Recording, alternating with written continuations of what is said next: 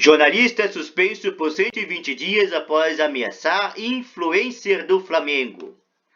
Cidade do Rio de Janeiro, UOL, Folha Press, a Associação dos Cronistas Esportivos do Paraná suspendeu o jornalista Thiago José Luca, que fez ameaças a Guilherme Pinheiro, dono do canal Frazoeiro, na tribuna de imprensa da Arena Baixada.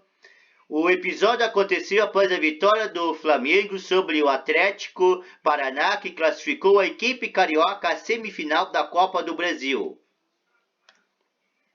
De acordo com o documento assinado por Gleison Assunção, presidente da associação, e Daniel Piva, diretor jurídico, Thiago está suspenso preventivamente pelo período de 120 dias. Ainda segundo a nota, o estatuto da entidade indica que ele tem 10 dias corridos para apresentar sua defesa.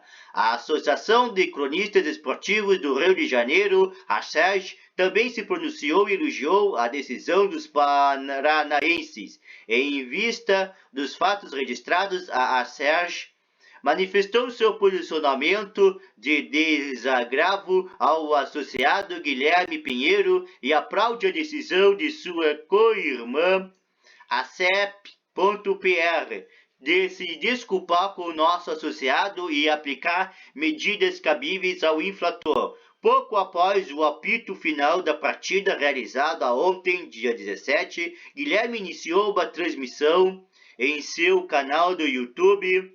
Thiago Luca, que nas redes sociais se identifica como responsável pelo jornal Pilarzinho Notícias e repórter da Rádio Trio de Ferro, entrou no quadro da imagem e falou: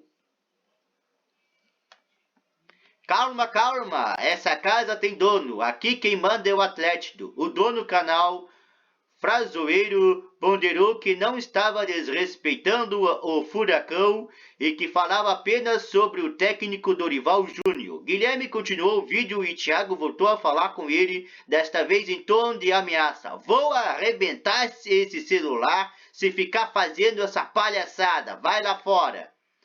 Mais cedo, o UOL Esporte conversou com Guilherme, que explicou que, passado o episódio, tentou falar com os jornalistas que tinham feito a abordagem, mas os ânimos ainda estavam exaltados. "Quando acabei de fazer o vídeo, uns 15 minutos depois, imaginei que os caras pudessem ter esfriado a cabeça e fui tentar conversar, mas foi a mesma coisa. Vi que não ia adiantar e então desci da tribuna para fazer a coletiva e o trabalho que tem de ser feito. Eu sou um cara muito de boa, acho que ali acabou sendo uma situação de jogo, o cara não pode fazer, mas estava de cabeça quente e tal. Eu nem cheguei a tocar no assunto das minhas redes", disse. O dono do canal Frazoeiro disse que, ainda na Arena da Baixada, foi procurado pela Confederação Brasileira de Futebol, CBF, que indicou ter visto o vídeo, e pela assessoria do Atlético, que solicitou o registro do episódio. Segundo o UOL Sport apurou, a CBF analisa o caso. Em um vídeo publicado no Instagram, Ayrton Cordeiro, filho, que se identifica como um dos donos da Rádio Trio de Ferro, fez um pronunciamento e disse que Guilherme teria colocado os equipamentos da bancada da rádio e feito gesticulações à torcida do Atlético.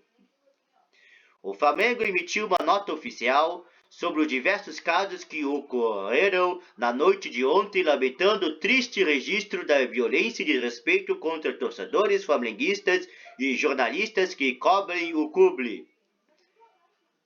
Sobre o episódio entre Guilherme e Thiago, o rubro-negro indicou que, após o jogo, um jornalista foi intimado e ameaçado por profissionais ou pessoas igualmente credenciadas pelo Atlético Paranaense no momento em que fazia seu trabalho, sem ter tido nenhuma postura ofensiva que justificasse tal atitude, apontou em trecho do documento. Veja a nota da SERJ. A diretoria da Sérgio anunciou desta quinta, de 18 de agosto, sua comissão de ética para analisar um fato ocorrido da Arena da Baixada em Curitiba após o jogo Atlético versus Flamengo pela Copa do Brasil. O associado a Sérgio Guilherme Pinheiro foi questionado em pleno exercício de sua atividade de modo não convencional, hostil até pelo associado a CE Paraná, Thiago Luca, em razão de seu relato emocionado e eufórico ao seu público. O canal de YouTube Flazoeiro diante da vitória do Flamengo. Ora, relato e eivados de emoção são a tônica das transmissões esportivas no rádio e na TV e agora nas novas mídias como canais de YouTube e web rádios. Em nenhum momento houve desrespeito ou ofensa do cronista Guilherme aos demais colegas da tribuna de imprensa ou mesmo no clube Atlético Paranaense. Ao contrário, ele foi desacatado e ameaçado, mas manteve uma postura de reação, até tentando se defender de acusações inverídicas. Em vista dos fatos registrados, a Sérgio manifesta seu posicionamento de desagravo ao associado Guilherme Pinheiro e aplaude a decisão de sua co-irmã, a CEP.br, de se desculpar com o nosso associado e aplicar medidas cabíveis ao infrator. Reafirmamos aqui e diante da crônica esportiva nosso propósito de convivência harmoniosa entre os cronistas esportivos em busca da melhor informação e melhor análise que possa ser levado ao público amante do futebol. Veja a nota do Flamengo. O clube de regatas do Flamengo lamenta que, no momento onde se comemora grandes jogos do futebol brasileiro, especialmente nossa classificação às semifinais da Copa do Brasil, tenhamos o triste registro de violência e desrespeito contra torcedores flamenguistas e jornalistas que cobrem o clube. E, infelizmente, foi o que vimos em nossos jogos dessa quarta-feira na cidade de Curitiba contra o Atlético Paranaense. Já na entrada da Arena da Baixada, torcedores rubro-negros foram obrigados a tirar os sapatos para acessar o estádio, inclusive senhores de idade e mulheres, sem falar na apreensão de adereços que não apresentavam nenhum risco e que sempre foram permitidos nos estádios sem contrapartida de igual revista da torcida mandante. No entanto, a Arena da Baixada, flamenguistas foram recebidos com agressividades e objetos arremessados, ação que repercutiu contra os nossos atletas em campos no decorrer da partida. Após o jogo, um jornalista foi intimado e ameaçado por profissionais ou pessoas igualmente credenciadas pelo Atlético Paranaense, no momento em que fazia seu trabalho sem ter tido nenhuma postura ofensiva que justificasse tal atitude.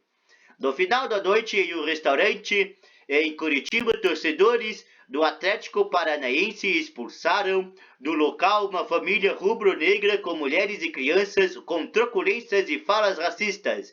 É deplorável e inacreditável que ainda haja espaço para esse tipo de conduta ultrapassada no futebol brasileiro. O Flamengo solicitará que a CBF e as autoridades competentes tomem as medidas cabíveis para punição dos envolvidos e para que esse tipo de atitude seja banida de vez do nosso futebol.